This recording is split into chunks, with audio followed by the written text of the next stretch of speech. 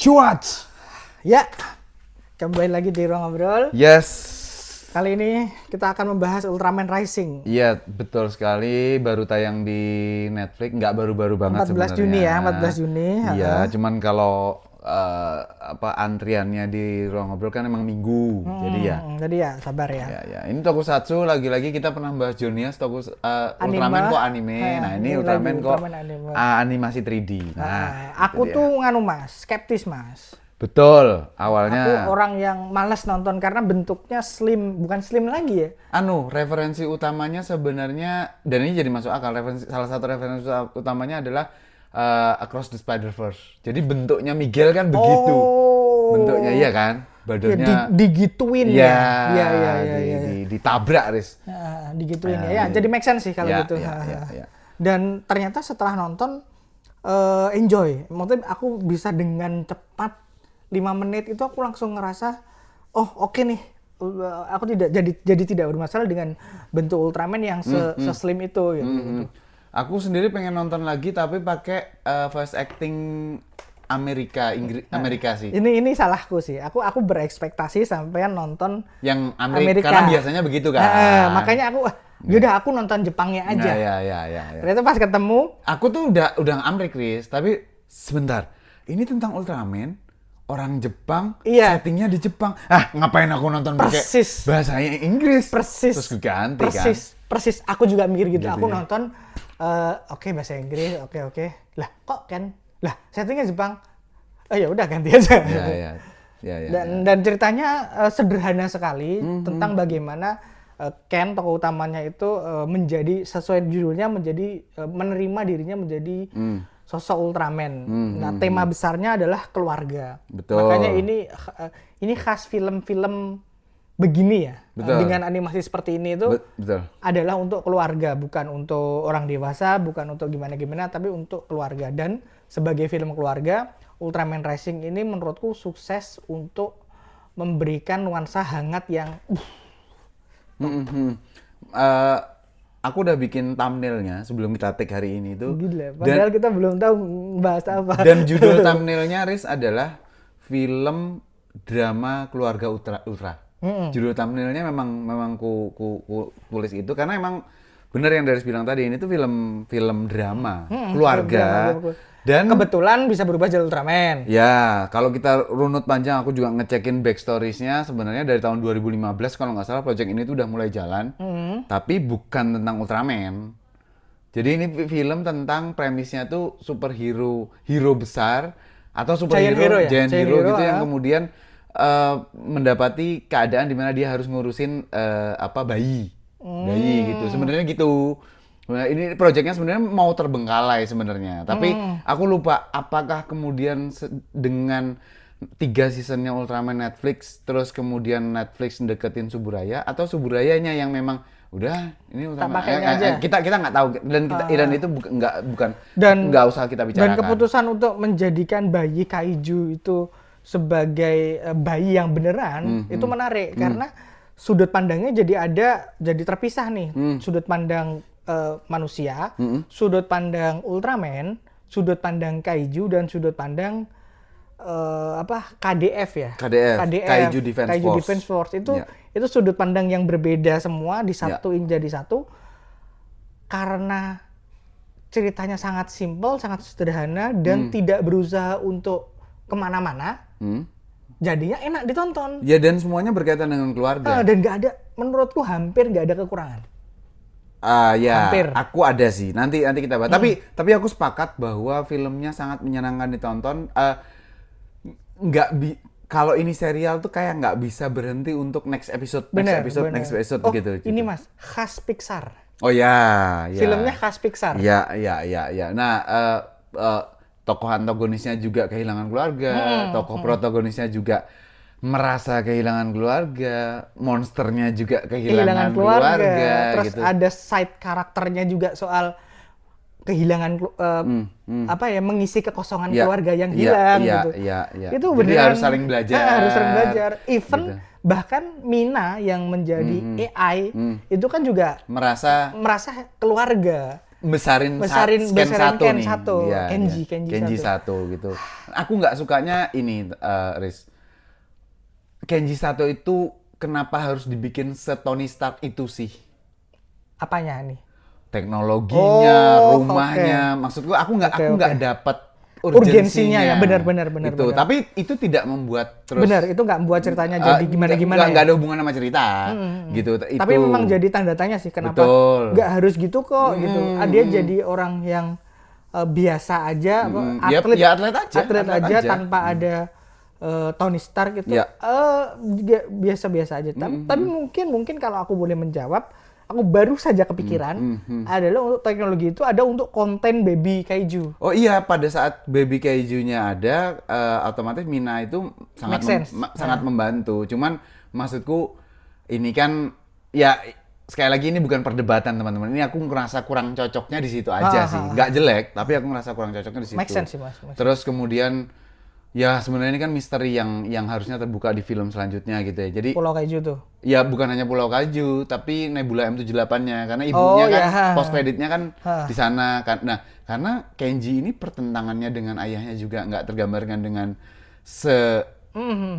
bukan sedramatis, selugas itu, sejelas itu kan. Tahu-tahu nggak suka pergi ke Amerika, pulang udah jadi seorang atlet yang luar biasa. Digambarkannya karena menurutku gini Mas, ini kan desainnya buat film anak-anak ya, jadi digambarkannya beneran naratif.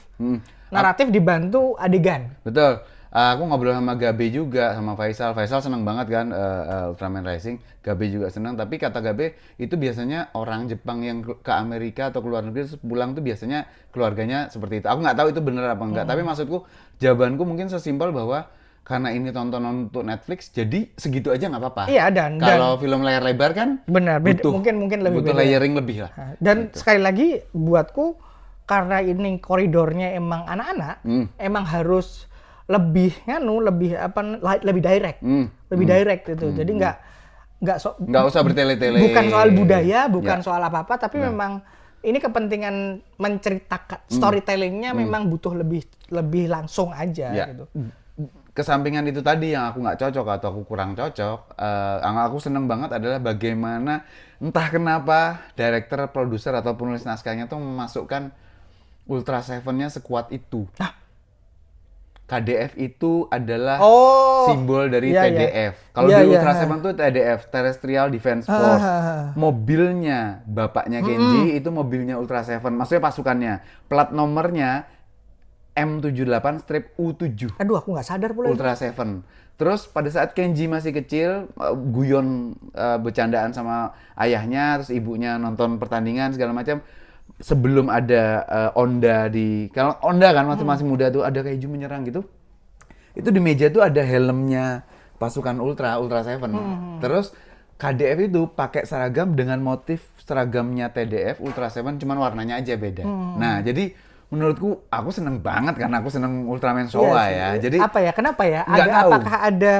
Apakah ada apa namanya? Aku sama sekali nggak sadar ya karena aku tidak seintu itu kepada Ultraman, tidak seperti Mas Bagas ya. Jadi aku miss semua itu, aku miss. Monsternya yang pertama Neronga, itu monsternya Ultraman pertama. Kalau jadi itu wajar. Kalau itu aku notice. Tapi terus di tempat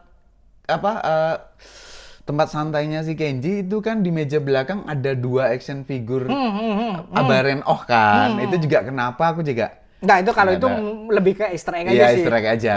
Soalnya segitu doang. Tapi presence-nya Ultra Seven yang cukup besar itu memang menjadi pertanyaan sih. Apakah kalau ada sequel itu nanti ujung-ujungnya dihubungin sama Ultra Seven? Karena ini kan bukan Ultraman yang kita tahu kan. Ini Ultraman baru. Emang Ultraman di universe-nya ini. Ini ada easter egg menarik juga namanya Ken kan. Ken itu kan Ultraman Ken kan ayah kan? Ayah, Ultra Father, namanya Ken. Itu easter egg yang menarik juga. Nah, sedangkan tapi dunia Ultraman itu kan luas sekali Mas ya, dengan banyaknya multiverse itu. Planet-planet juga, apakah ini bumi yang berbeda dari galaksi yang berbeda? Mungkin aja bisa juga. Bisa jadi. Karena di sini bukan Ultra Father, Ultra Mother nantinya, Ultra Mom sama Ultra Dad. Ya, bapaknya Kenji Profesor 1 itu Ultra Dad. Itu yang aku suka sih. Bentuknya kecil. Enggak. Ada kumisnya. Enggak, itu membuktikan bahwa Ultraman itu menua juga. Oh ya, ya. Dalam wujudnya Dalam juga. wujudnya juga. Makanya Ultraman King pakai brewok. Ya, tapi dia nggak jadi cebol ya. Ultraman King itu ya, pakai brewok. Ultraman yang sukses menjaga badan. Ya, Nah, ini yang bapaknya Kenji ini Ultraman yang lalai menjaga ya, badan. Aku tuh kaget pas dia tuh anjay cebol. Kan kupikir Ultraman itu paced by. Maksudnya ayah udah nggak bisa jadi Ultraman nih. Iya, ternyata kan masih jadi. Ternyata kan? emang ini aku memang udah nggak kuat aja. Jadi dipaksa untuk meneruskan legasi gitu sih. Nah, apakah ibunya juga Ultraman atau apa? Ya, kita lihat karena beaconnya udah. Ya itu kita menanti sequelnya sih. Ya, terus aku seneng dengan kemunculan dari Jaegernya Pacific Rim. Oh, ya. Itu literally Jaeger kan? Bener sih. Kan gitu. Bener. Jadi Dan caranya untuk mempiloti kan juga. Iya persis, dan berantemnya di laut itu kan, wah. Itu ngawur sih tapi. Aku seneng banget. banget. Itu ngawur sih mas. Iya. Berantemnya ngawur. Iya. Tapi itu kan logika film Kaiji ya. Tokusatsu kan begitu iya semua, sih, Riz, gitu. Jadi apa? Bisa nyelam tapi bisa berdiri. Gitu. Aneh banget. Gitu. Terus kosennya ditambahin sama bapaknya karena itu tangannya kirinya.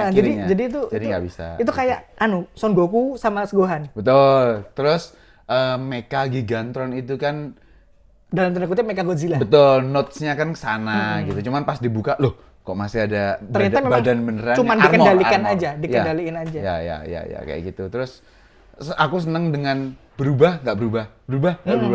Itu kan tanpa device, itu kan ya sebenarnya kalau kita baca komik Kamen Rider Spirit aslinya seperti itu gitu loh. Jadi device itu nggak ada gitu. Jadi asik banget. Kemudian ketika marah dia ting terus keluar yang Ultraman itu backgroundnya berubah jadi wujud judul Ultraman. Itu menarik sekali. Gitu tuh. Itu tuh asik. Apa ya? Ini film Ultraman yang dibuat oleh orang yang ngerti Ultraman, tapi dengan pendekatan Pixar. Betul. Kita bisa aja bilang tidak terasa seperti tokusatsu nggak sih?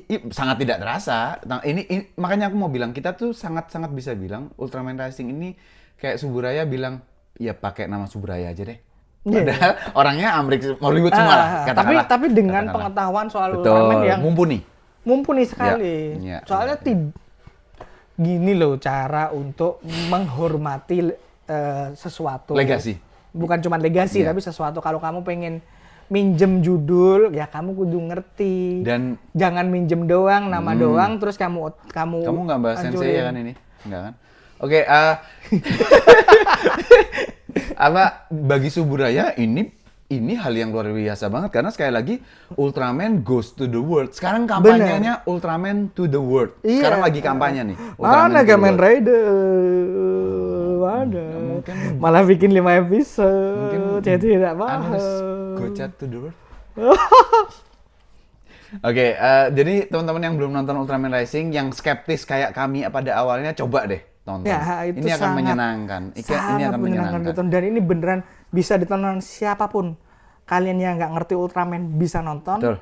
Kalian yang ngerti Ultraman bakal seneng. Kalian yang suka nonton Pixar akan suka. Gitu. Nah, dari sini biasanya nggak suka film animasi 3D. Jangan dibilang gitu. Memang gitu. Cuman ini kan Ultraman ya. Mungkin nanti kalau animasi 3D Kamen Rider. Ya tonton sih. Gitu sih. Jadi aku puas dan memang menantikan sequelnya sih. Sama. Asik banget. Trilogi is nice sih. Moga-moga bisa jadi trilogi. Iya, trilogi. Karena misterinya masih banyak ya. Betul. Ya Ultra Mother, Ya Allah, aku salah ngecam. Astaga. Ya. Oke sih, itu aja teman-teman untuk Ultraman Rising. Ada lagi, Riz? Jam 12 itu. Sebelum kita Aku cukup. Ya? Okay. Sampai ketemu. Mohon maaf buat yang udah menantikan konten-konten tokusatsu yang kalian pengen nonton tuh kami udah take tapi ya harus mundur karena ada konten-konten seperti ini gitu. Sabar ya. Kalian akan bersama kami masih cukup lama kok. Yes. Kita insya Allah bertahan lama insya Allah. Itu dia. Jadi sabar aja. Ya, sampai ketemu lagi teman-teman. Pokoknya minggu waktunya tokusatsu. Yes. Swatch.